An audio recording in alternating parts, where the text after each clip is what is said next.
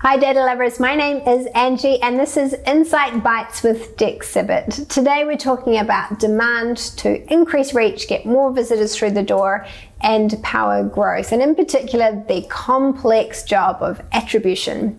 If you thought measuring reach was tricky, given we never know whether we have someone's attention when they see our content, then attribution is even harder, given most consumers need to have more than one touch point in order to act, meaning us marketers have a complex job of working out how much of each campaign to attribute to that decision to visit in order to decide where to pump investment and budget or effort.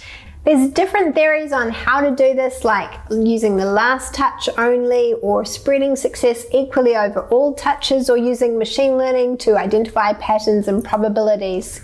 When it comes to where we spend on advertising, ideally we'll know the effective frequency, which is the number of times someone needs to see an ad to be compelled to act, without wasting by showing the ad too many times to the same people at the expense of promoting to others.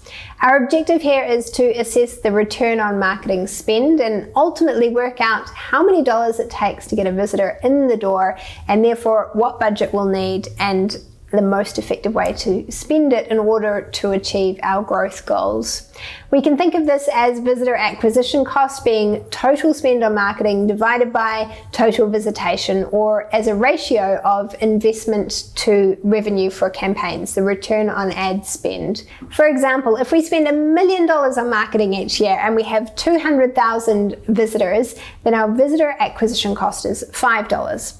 And if those 200,000 visitors bring in 10 million in revenue from tickets and merchandise and the like, then our return on ad spend ratio is 10 to 1, meaning for every dollar we spend, we get 10 back.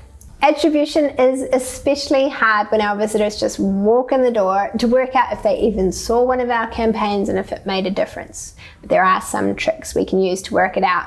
For example, we can look at the forecast versus actual visitation or revenue and the residual difference between the two using machine learning, or at the uplift of direct and organic referrers to our website and correlate those with campaign activity to see what makes a difference for our visitors.